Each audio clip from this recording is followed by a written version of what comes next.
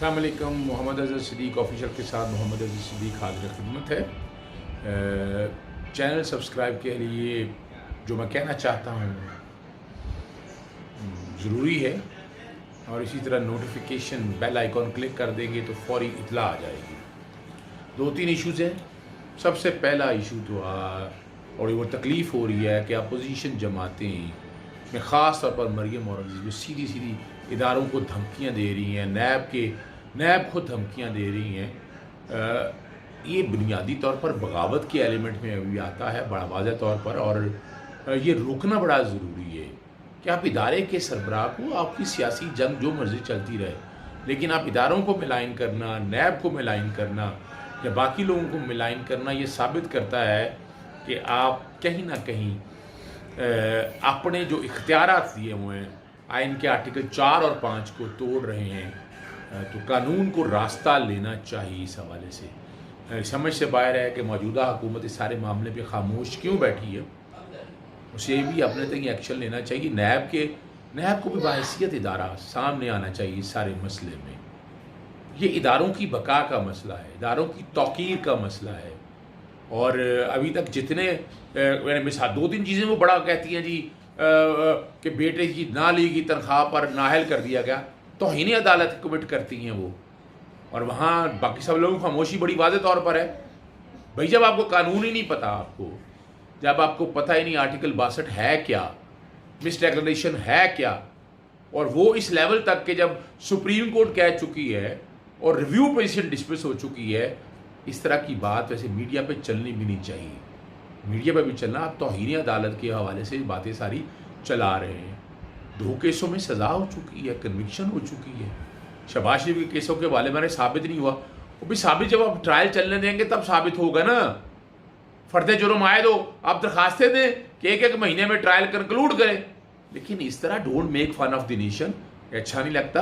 और जो कुछ भी आप कर रहे हैं ये कुछ सियासी जंग नहीं है, ये एक आप इदारे को बदनाम कर रहे हैं। और मैं गुजारिश करूँगा कि इस सैर मामले पे अदलिया को, नैब को और हुकूमत वक्त को जागना चाहिए। दूसरा इशू जनाब जस्टिस काजी फाइज साहब की आज हेयरिंग के कॉन्टेक्स्ट में सुप्रीम कोर्ट के सामने फारूक नसीम साहब अपने दलाइल दे रहे हैं और अपना केस ले डाउन कर रहे हैं। मेरा आज भी नुक्ता नज़र बड़ा वाज़ेह है कि आइन के आर्टिकल 209 में सिर्फ एक इन्फॉर्मेशन देनी है। अब इन्फॉर्मेशन पे वो माइंड अप्लाई करना या यानी ये उसकी क्या प्रॉज एंड कॉन्स होंगे, ये बहरहाल समझ से बालातर है। ये सारा मामला अगर किसी ने देखना है, जहाँ कहीं देखना है, वो सुप्रीम जुडिशल काउंसिल ने देखना है। कोई शिकायत एक आई है, कोई एक इन्फॉर्मेशन आई है, इन्फॉर्मेशन है ना जी, बुनियादी तौर पर अंदराज मुकदमा के हाले से इन्फॉर्मेशन ही देनी होती है। इन्फॉर्मेशन देने से मुकदमा दर्ज नहीं, यानी मुकदमा को फाइनल स्टेज के ऊपर नहीं है। इन्फॉर्मेशन की बेस पर मुकदमा दर्ज होकर ट्रायल चलान सबमिट होगा, ट्रायल होगा, इस तगासे का ये एक प्रिंसिपल बेटा।